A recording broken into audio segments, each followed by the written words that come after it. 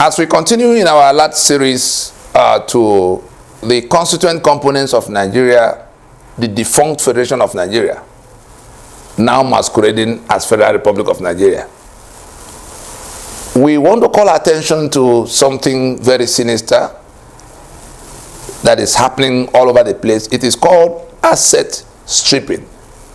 In the burning house of Lugard, the Fulani are taking all the things that have value for themselves. We saw how much money they had borrowed and where they are using the money, integrating their infrastructure to Niger Republic. Highway infrastructure, railway infrastructure, refineries, all with borrowed money. Money borrowed on the, guarantee and what do you call what you use to collateral, where this is South, the assets, economic assets of the South form the bulk of the collateral against which those billions of dollars were being borrowed by our Fulani president, using it in their own part to integrate their own economy with the Niger Republic economy. So that collective borrowing, that borrowing in our name, is asset stripping. They are taking value for themselves from what is supposed to be Commonwealth Nigeria. We saw what happened in NNPC. It's been privatized. And the crude is now practically concessioned to Dangote, private business. But from this part on this map, from the part of the Caliphate on this map, so we are being swindled of heavy economic values in the name of Nigeria that died in 1966.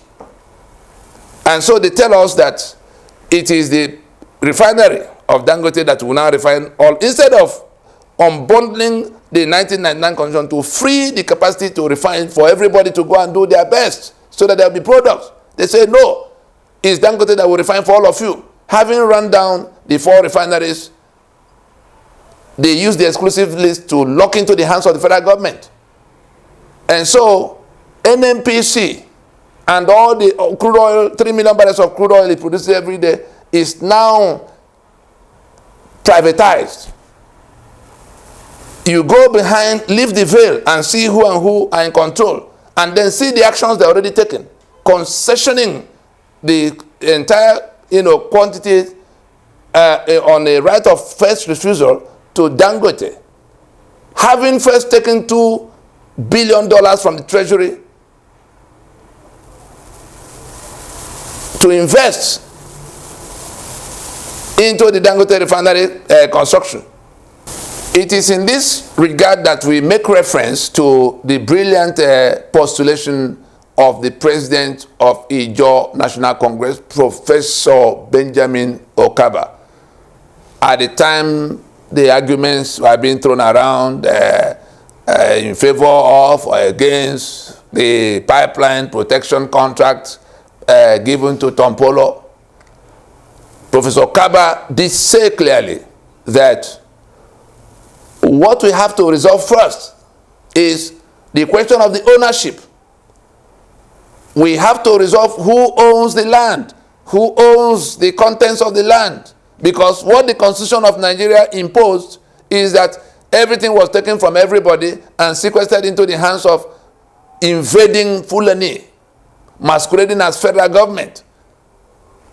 We support that position, that as a matter of urgency, we have to go to settle the question of ownership before we begin to discuss the control and percentages of participation in terms of whether it's 13% or, it's not enough to say, oh, resource control.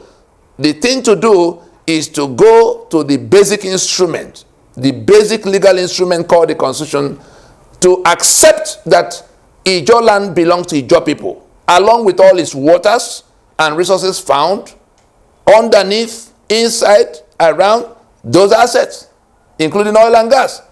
we must go back to accepting that the port of Lagos is in Yoruba land. The land, the waters, and whatever is found underneath, above, everywhere around. The same thing with the Middle Belt, the bitumen of Ondo, the limestone of Benue. Let us accept that these things belong to those who could have been countries of their own, if not for Nigeria that is pretending in their space.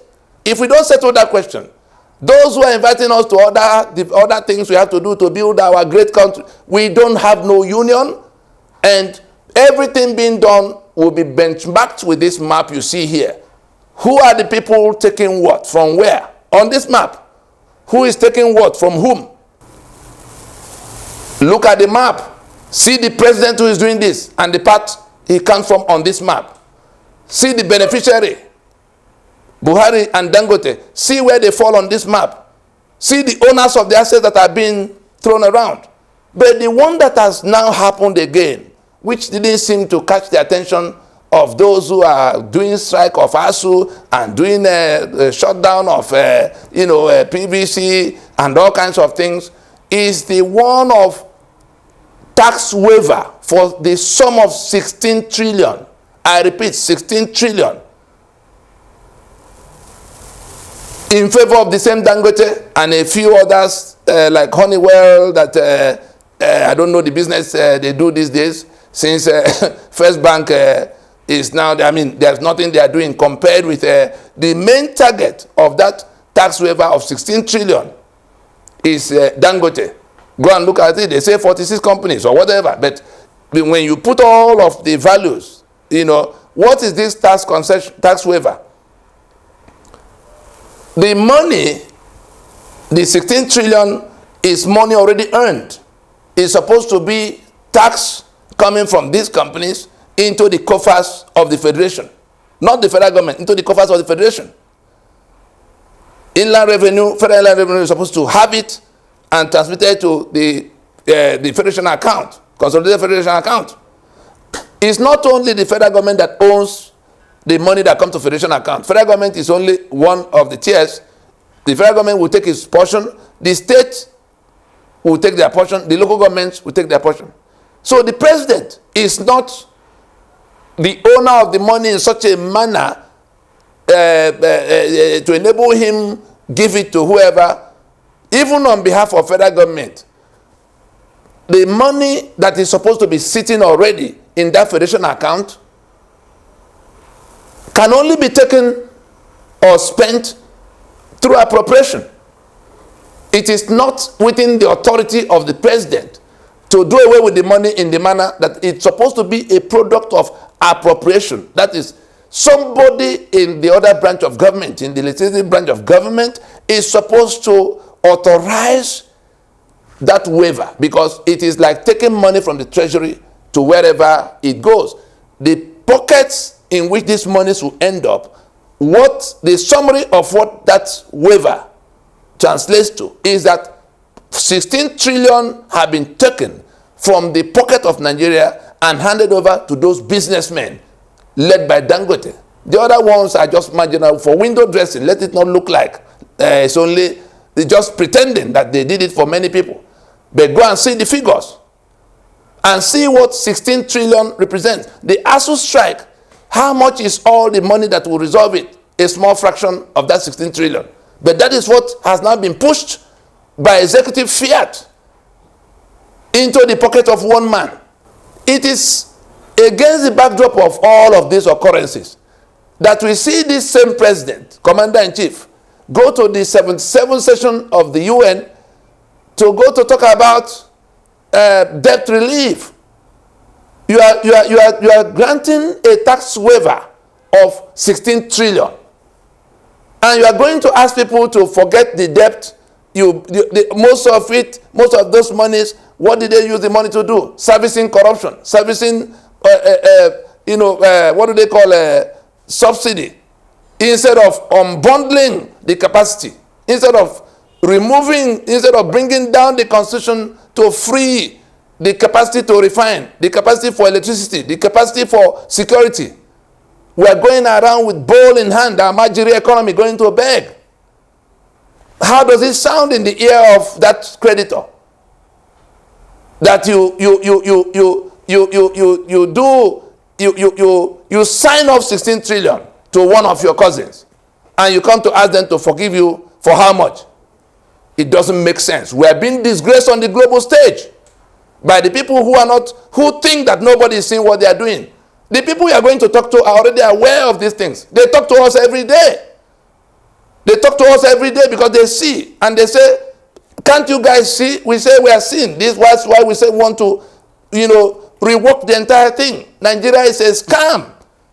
Nigeria is a criminal enterprise under this constitution. And all of those who are not listening now, who are telling us, let's go and do free and fair election, the civil society people who cannot think, under which constitution are you having the free and fair election? What will happen the day after the election?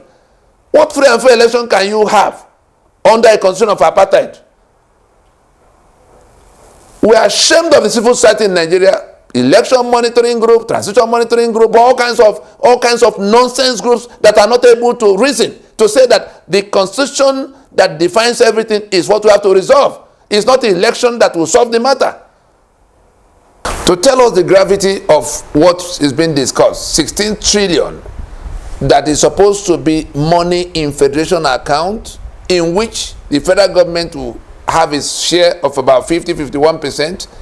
The state governments will have like 30%, and the local government areas 20%, just roughly in that order. One third of, let's even call it half, because when you put, since there's state and local government joint, all the monies that go to every state is the state and the local governments in that state. That is all the money that will come to them. The portion of that money that did not go to that federation account, half of it should have been in the hands of states. So we're talking about 8 trillion. If you break it down, are people to tell us the size of the calamity we are discussing? 1 trillion is 1 billion into 1,000 places. So we're not talking about 50 billion or 100 billion or 200 billion. 1 trillion is 1 billion into 1,000 places. So if you are now talking about 8 trillion, spread it, and you will see how much money, all the money that the governors go to collect in 1 whole year, in 2 years, don't come to that.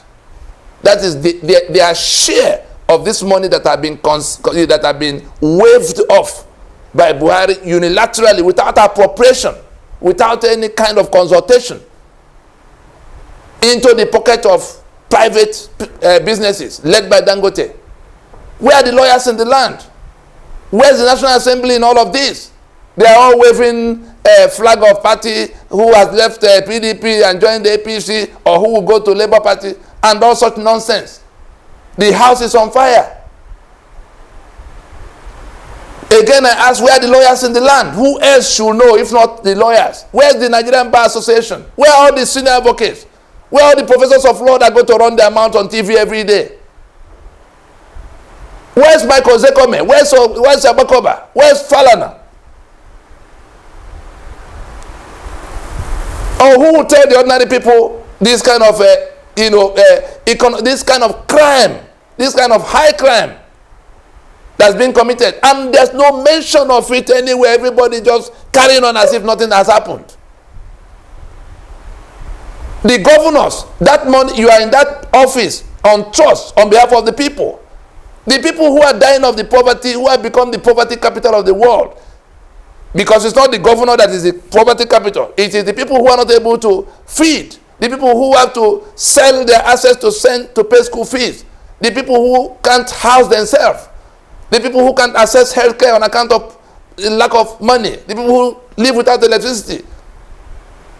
You are the one holding you are the one holding in trust all of what could have brought that money to be spent in their space. You are the one who is acquiescing. You are the one who is agreeing with the federal government by your silence. it's out of intimidation, whatever is the reason, you owe them, you owe the people you govern that share, that 8 trillion. All the governors in Nigeria, the 36 governors. You must raise this question. The National Assembly must raise the question, except you are in connivance, except there's a portion of that money that has been given to you at the back door. If not, this matter has to come back. Buhari has to tell us where he got the authority to take the money that belongs to the 3 tiers of government and hand over to his kinsman in the name of whatever he called it. How can we continue? How can we continue this type of mess? And we're discussing the election that will renew all of these possibilities, negative possibilities. And Nigeria is plunging. We're not bothered about Nigeria. Nigeria died a long time ago. We're talking about the Nigerians that are trapped here. Young people who are running in every direction, anywhere but Nigeria. They die trekking across the desert towards they sink in the Mediterranean Sea. Their bodies are being, is now, steady market for organ harvest, whether in Asia or in the West, everywhere. They have a homeland that is being, overrun and overtaken by this criminal enterprise called Nigeria, operated by the people who pretend to be federal government, and our own people come to validate it in the name of going to National Assembly, in the name of being governor, swearing to defend and uphold the constitution that tie everybody to the side. Something must give. But let us not wait for that day when the ordinary people will be asking these questions on the street to the people who are charged with that responsibility, the governors and the members of the National Assembly. This one should not be allowed to go unchallenged. It's still reversible. It's still very fresh. So it is all about asset stripping. Yet the owners of these assets are hurrying to another election that will retain that constitution that enables this madness. And now we are wondering why Nigeria is poverty capital of the world, when all the rules are being breached so brazenly, and the rest of us are like in some kind of deep spell, hypnosis. Otherwise, why did it not, alarm anybody that this president would do such a heinous thing? Apart from the security is compromising by the terror in which he is complicit as commander-in-chief. Let us realize that the burning house of Lugard is being stripped of its assets. That Nigeria that died in 1966, which is being operated illicitly by an illicit federal government, completely hijacked by the Fulani. They are taking everything of value, borrowing into our future, and keeping it in their own pocket, knowing that Nigeria cannot stand. That Nigeria defined by this constitution is dead and gone. It's just a matter of time to unfold. But we are struggling to make sure that it doesn't carry with it the lives of millions of people who will otherwise perish if we don't solve the problem in the manner we are offering, in the manner we have proposed. And so, let nobody think that anybody is deceived. We see clearly what is going on. Some may not see because they are not watching. But there are many who are awake and seeing. And we can assure everybody that it's only a matter of time for us to come back to where we have to discuss where these assets can go and where they cannot go. The owners of the assets are not dead, are not planning to die. The owners of the assets are taking steps to recover their sovereignty and all of what is attached to that sovereignty, including the assets that have been taken by one stupid manipulation or the other. They are too shallow. They can't stand. Anybody who is investing his hope in the fact that all these things being done by fiat will stay forever, such a person must be a compound fool. I think we stop there.